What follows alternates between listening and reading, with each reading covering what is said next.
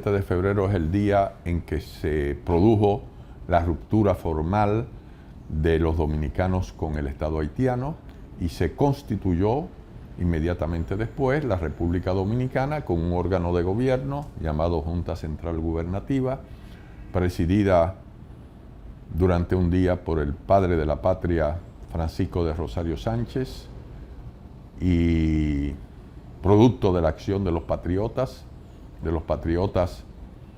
dirigidos por Juan Pablo Duarte desde 1838, que se propusieron hacer una república plenamente soberana, con lo que ya se produjo un hito en el sentido de que se rompía con el paradigma de los sectores tradicionales conservadores que querían romper con Haití para volver a un estatus colonial.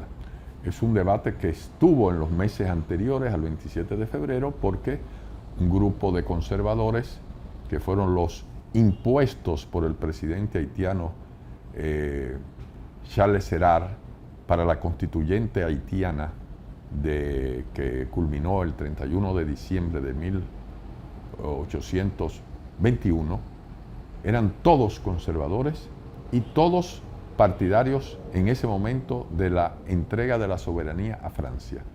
Eso se hizo a través del plan Levasseur. Levasseur era el cónsul general de Haití en Puerto Príncipe. Entonces, ese es un plan que es cuestionado por los patriotas y precisamente los patriotas se adelantan, no esperan a Duarte. Había un plan de expedición de Duarte desde Venezuela, pero eso fracasó.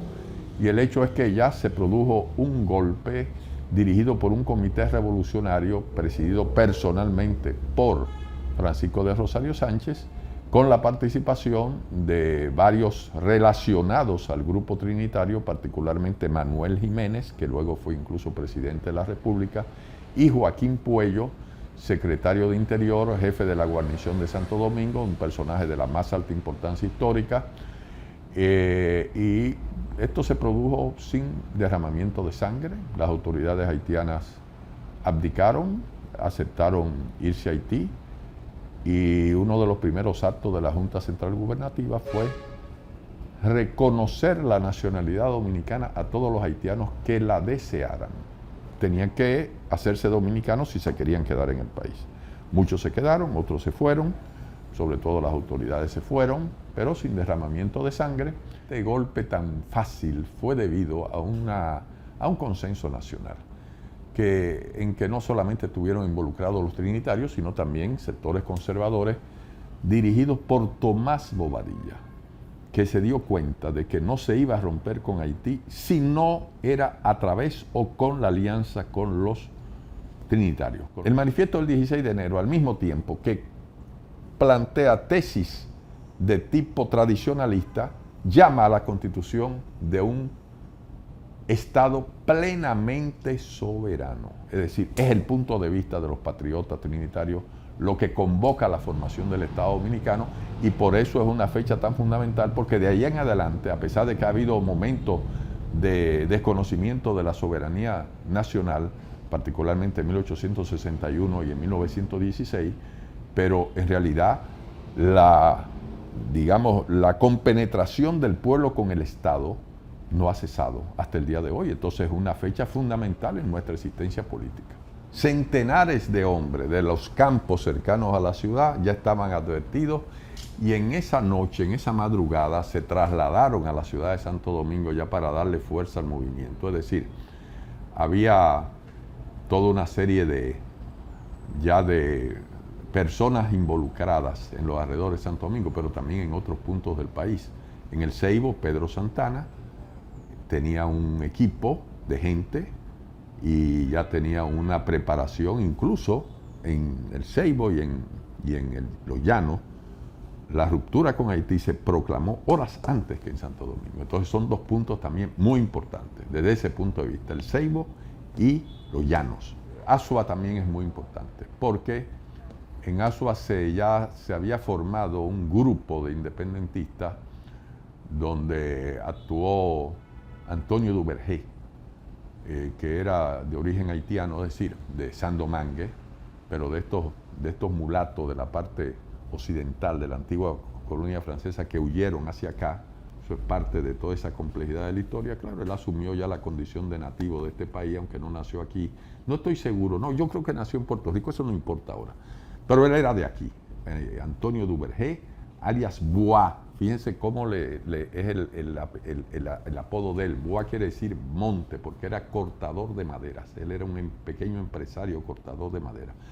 Duvergé y otros patriotas formaron un grupo en Azua. Azua era un punto fundamental porque era donde se sabía que se iba a resistir la embestida haitiana. Eso se sabía que era inevitable.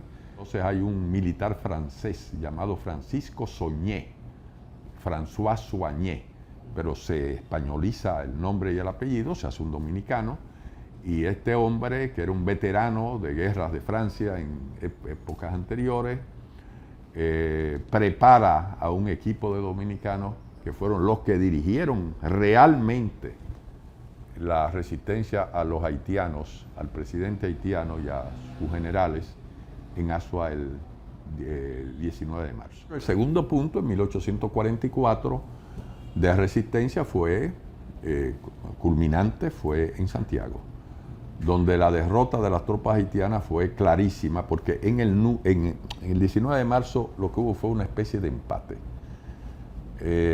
Y Santana, a pesar de que se les detuvo el día 19 de marzo, pero Santana, que era el jefe autoproclamado, no era Duvergé ni Soigné tampoco, y otros que estaban ahí, varios coroneles que ya luego forman parte del círculo íntimo de Santana, él decide replegarse y Azua cae en manos de los haitianos 2 días después.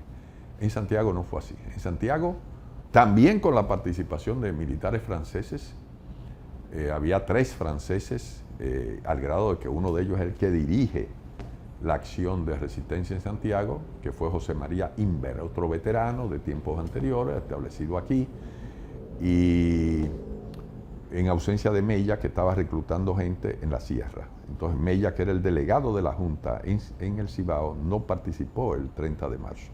El 30 de marzo las tropas haitianas fueron aplastadas, derrotadas de una manera flagrante y total, y el jefe haitiano se regresó a Haití, era el gobernador de Cap-Haïtien, de Cabo Haitiano, Luis Pierrot, luego presidente de Haití, y yo diría que fue una victoria más importante que la del 19 de marzo. Primero porque el Cibao era una zona más poblada y más rica, y porque ahí la derrota de los invasores fue rotunda. Lo que se llama altar de la patria, que no debe ser llamado altar de la patria, ahora los restos de los 3 llamados padres de la patria están en un monumento que se hizo en los 12 años, que está más hacia el oeste, en el Parque Independencia. Ya no están ahí en la Puerta del Conde o Puerta de San Genaro. O sea, era un bastión donde se abría y se cerraba la ciudad amurallada, desde el siglo XVII, completamente amurallada. Y bueno, era un sitio fundamental porque todo el que entraba a la ciudad o salía tenía que pasar por una de esas puertas. Había varias puertas, pero la principal era la del Conde. De manera que era un punto muy importante de la ciudad, y no por casualidad se eligió este lugar, aparte de que estaba más alejado de la fortaleza Osama, donde estaba la pequeña guarnición haitiana. Los haitianos tenían mucha confianza, dudas y confianza al mismo tiempo. ¿Por qué? Porque la tropa local, que eran los regimientos 31 y 32, estaban compuestas en buena proporción por antiguos esclavos. Es decir, Boyer, que era un gobernante muy astuto, era especialmente astuto, calculó que esclavos recién liberados por Haití le iban a tener agradecimiento a Haití. Entonces los trasladó de la esclavitud al servicio militar, a la profesión militar. Entonces, precisamente por eso no hubo derramamiento de sangre, porque había muy pocos soldados propiamente haitianos. Y algunos de ellos, de los antiguos esclavos nucleados en el batallón africano, que dirigía el comandante Esteban Pou, un africano, tenía nombres españoles, pero eran todos nacidos en África. intentó oponerse a la independencia. Fue el único acto de resistencia, porque temían el restablecimiento de la esclavitud. No porque se oponían en sí a la fundación del Estado Dominicano. Su problema era la esclavitud. No queremos volver a ser esclavos con toda razón del mundo. Entonces, cuando fue Joaquín Puello y Tomás Bobadilla y le explicaron que eso no estaba en agenda, que eso era imposible, ellos ya se tranquilizaron. El Panteón es otra cosa que la Puerta del Conde, ¿verdad? El Panteón actual era una iglesia de la orden de los jesuitas construida a mediados del siglo XVIII, una iglesia que fue abandonada por el proceso de desamortización que comenzó con la llegada de los haitianos. No, comenzó desde antes en el caso de los jesuitas, porque los jesuitas fueron expulsados de las posesiones españolas en 1768, expulsados, cogidos presos y expulsados. Primero había sido en Francia y luego en España, que había también reyes de la familia Borbón. Y entonces, bueno, ese dejó de ser un templo, eso se ratificó ya luego con la entrada primero de los haitianos y luego de los franceses. Tuvo diversos usos, fue hasta un teatro, el principal teatro de la ciudad en un momento dado. Y el hecho es que cuando se decide crear el Panteón de la Patria, Panteón Nacional primero, entonces se escogió ese sitio, un sitio realmente impresionante, es un templo muy bello, y bueno, tiene esa importancia de que fuera de Duarte, Sánchez y Mella, otros patriotas connotados están enterrados en el Panteón de la Patria. Es un sitio fundamental de la memoria.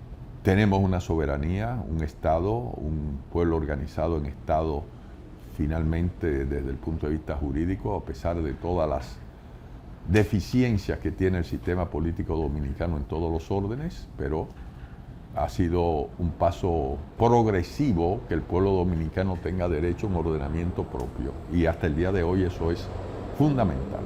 Si da la conveniencia de que los jóvenes sepan historia, sepan sus orígenes, los orígenes de los dominicanos como pueblo, como colectivo, en varios planos, y uno de los cuales es precisamente por qué somos una nación, por qué somos una comunidad de iguales, regidos por un orden jurídico, que compartimos un territorio, compartimos una cultura, compartimos una historia.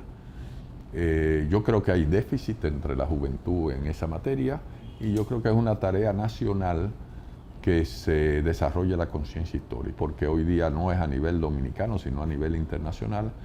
La gente tiende a pensar más en el presente, en el presentismo, y en la al margen de del enfoque de la realidad social. Entonces es algo que hay que trabajar desde el punto de vista cultural y educativo, que se desarrolle la conciencia nacional, porque solo a través del ordenamiento nacional podremos avanzar. Esa es mi consideración. No estoy negando la necesidad de insertarnos en el mundo, claro está, pero nosotros teniendo un orden sólido, eso es vital. Que Duarte está en el imaginario dominicano, los patriotas están en el imaginario, la conveniencia de seguir siendo un país libre, al menos nominalmente, eso es algo que yo creo que está asociado a la vida dominicana. Yo creo que hay que trabajar fuertemente toda la agenda educativa del país. Estamos con uno de los sistemas educativos peores del mundo, no en materia de historia, en todo. Entonces, bueno, es un tema urgente, un tema fundamental, que se produzca un salto en la calidad educativa del país, en el acceso de la educación efectiva a toda la población, porque hay un desnivel entre la enseñanza privada de una minoría y la enseñanza pública de una mayoría.